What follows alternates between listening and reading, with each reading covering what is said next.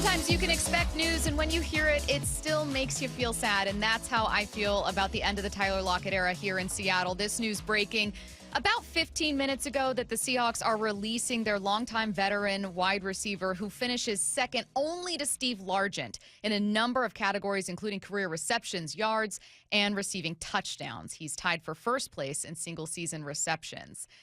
It was an incredibly impactful career, a longtime fan favorite, and my first reaction, Bump, was, yeah, it made sense.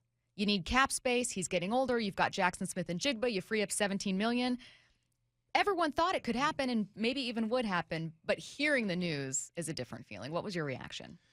This is the most, it's not personal, it's business move of all time. Because if it were personal, if we were just basing it off of what he means to this organization, what he's done, the relationship he has in the community with the team, then he's here forever. But that's just not how this thing works. This isn't basketball.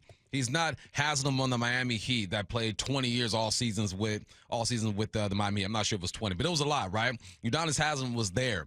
This is football. This is a young man's game. In basketball, you can find your spot on the court, spot up for your three, help on defense. There are things that you can do at an older age. We're seeing LeBron do it, one of the best, so that's a bit different. But there are things you can do at an older age that can still make you extremely valuable for a football team. With Tyler Lockett, you attach his age, his production with the money he's being paid, and it's just a business move. So my first initial reaction was, I knew this day was coming. And then I go back and I start to think about all the good times we had with Tyler Lockett. And I am fortunate and blessed to have worn the same number as him. Didn't do nothing near what he did. He wore the same number as you. Nah. When you're Tyler Lockett, even though I went first, hey, I still defer to the man himself. No, I thought that it was just time, and it felt like it was an amicable thing. It wasn't Earl Thomas, it wasn't Bobby Wagner, it wasn't Richard Sherman, and when those guys left, they were still playing some really good football and felt like they were still some Pro Bowl type guys, and they were, right? Bobby's still an All-Pro. Sherman was an All-Pro over there, or excuse me, a Pro Bowl over there with the Niners. So no, it's bittersweet because you understand the move. This had to happen. But it also doesn't feel good because Tyler is one of the best people who have ever put on a jersey in Seattle, not only for the Seahawks.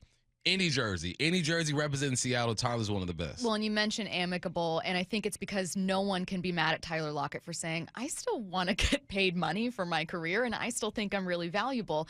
And so I don't know if the Seahawks approached him with a massive pay cut, and he thought, I know I can get more elsewhere. Or maybe Tyler thought, if I only have a couple years left in my career, maybe it would mean a lot to my family to play for Kansas City or mean a lot to me to play for Pete out with the Raiders, whatever it is. You get the feeling that there's still more to come for Tyler and that the Seahawks now have an opportunity here to revamp their offense, figure out kind of who's next in some of these roles. Let's go over some of those moments, though, because you kind of knew Tyler Lockett was special from the jump. He got a touchdown on his very first punt return in his pro career back in 2015. Hecker, the Bothell High School product, gets the snap, and he gets away a rocket. Lockett standing all the way back at his own 43, makes the catch, has running room midfield. 45, there he goes, 40, 35, 30, he's going to go. 20, 15, 10, are you kidding me? Touchdown, Seahawks! Tyler Lockett, the first time the kid touches the ball today on a punt, brings it back 57 for a touchdown. Holy smoke! This guy is electric, and the Seahawks are on the board 6-0. It's maybe unfair to expect guys to live up to expectation, but it's always really cool when they do. Yeah, it's nice. Coming out of Kansas State, he was a great receiver and a great returner for his career. 1,078 return yards and a touchdown punt return. 3,188 kick return yards and 2 touchdowns. That was kind of how he burst into the scene. Look, I got to wait my turn. Dougie Fresh is over there. You have some other receivers as well. How can I make an immediate impact? It is in the return game. And was an All-Pro 3 times as a kick returner.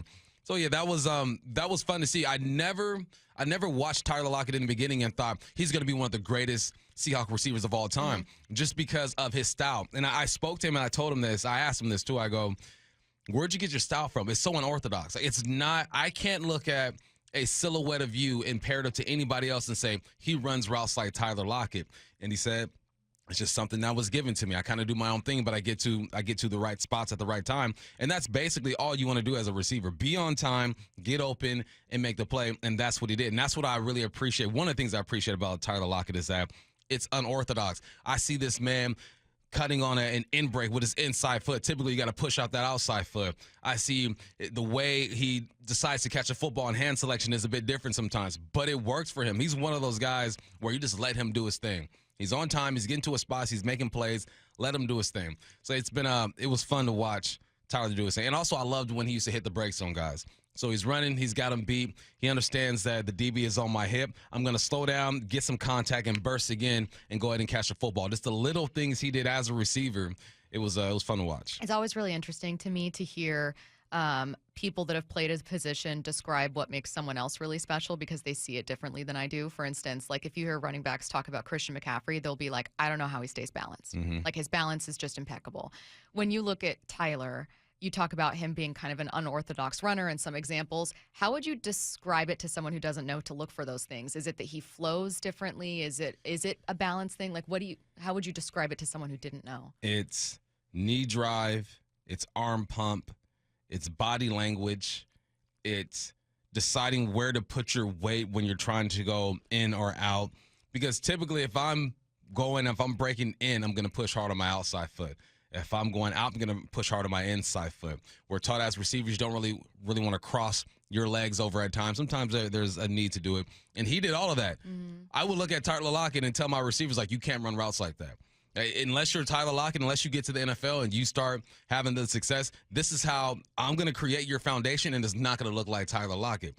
But sometimes you come across guys like Tyler Lockett, and they're able to do things. And as a coach, you just sit back and say, it's working. Go ahead and do your thing. We're going to start here, but if you're going a different direction and it's working for you, I'm going to let you live. Another one of Tyler's great moments. Russ finds him in the back of the end zone for an improbable toe-tapping touchdown catch against the Rams in 2019. Luke Wilson in motion on the left side. Russell, play fake, steps back, has time, still surveying the field. Now he rolls left. Now he scrambles. Now he's going to throw to the back of the end zone. Reaching up, making the catch. Did he get his feet? And he did! Touchdown! Seahawks! The littlest guy on the field climbed the ladder, kept his toenails in, and Tyler Lockett put 6 on the board for the Seahawks from 13 yards out. It feels like Tyler was part of so many of those improbable catches, like whether it's this back of the end zone, toe tap kind of thing. He would just kind of appear out of nowhere sometimes. Even later in his career, he'd appear out of nowhere, and you go, how did no one see Tyler Lockett appear there? What did he do that could let him do that? His awareness. So my sons, we'll do things around the house, and if someone bumps into the couch or drops a cup, we'll be like, awareness 30. Like we'll give each other awareness ratings, right? Yeah. His awareness on the football field was like 85, 90. And it's almost like when you're running towards the sideline, that last touchdown, what's great about that too is that I got my brother-in-law tickets to that game in that end zone right there. So he was right there, has a great picture of it. But when you're running on the football field, you're not able to look at the sideline and say, all right, well, I'm getting close. Let's get my feet down. You have to feel it. It's almost like there's a heat sensor on the sideline, and you just have to feel it, and that's all awareness. And that was probably the best part of his game. People laugh or critique Tyler Lockett towards the end of his career because he would get down and not take the big hit. I call that being smart because you're 30-something years old. You can't take those hits anymore. And 2, it's just awareness. Like, I can't get anywhere else. Well, I'm going to take this hit. I'm going to get down. Deshaun Jackson did it. A lot of good small receivers used to do that. But it's all about his awareness. You have to feel space. When you are a receiver, you're taking pictures, right? I line up before the ball is snapped. I take a picture of what the safeties, the corner, and the backers are doing. I take 2 more steps. Unless I'm running like a 3-step slant, I'm taking 2 more steps. Boom, I take another picture. And now my eyes are locked on the safety if I'm getting vertical, make sure I get to my spot. So you're taking these snapshots in the beginning of your route, in the middle of your route, and then when the ball is thrown, now it's just feel. You're not going to be tracking a post, look at the safety, and try to track the post again. You just have to feel it. And that's what great receivers do. One of the things that great receivers do, and Tyler was one of the best at it. I'm telling you, man, him hitting the brakes on guys and accelerating again, toe tapping on the sideline. There's been several times where we've seen that. It's just awareness, man, and that is just one, you study the game so you can anticipate the movement of the defense according to what other receivers are doing and what the running back is doing. You can anticipate what they're doing and how they're flowing. But after that, it's all field, man. It's like there's heat sensors all the way out there. The safeties, the linebackers, the sideline. You just have to feel it, and he was great at that. What do you think is next for him? Oh, he's going to get picked up. I saw someone in text lines. No one's going to pick him up. You're crazy if you don't think anyone's going to pick up Tyler Lockett. You can't expect him to go for 1,000 yards. But if he wants to play, he will play next year. He's going to have to obviously take a bit of a pay cut and make it team friendly. But now he gets to choose. And that's the good part about this now. Tyler gets to choose where he wants to go. He hasn't been traded. It's not like they're forcing him to go to Jacksonville. They're not forcing him to go to Indianapolis. He gets to choose whether he wants to play and where he wants to go. And teams are going to want a player like Tyler Lockett. It's not just about football. He can still play some good football. He put up 600 yards or something this year. He can still play some football, but it's about mentorship and leadership, and you're going to get a great person in your locker room.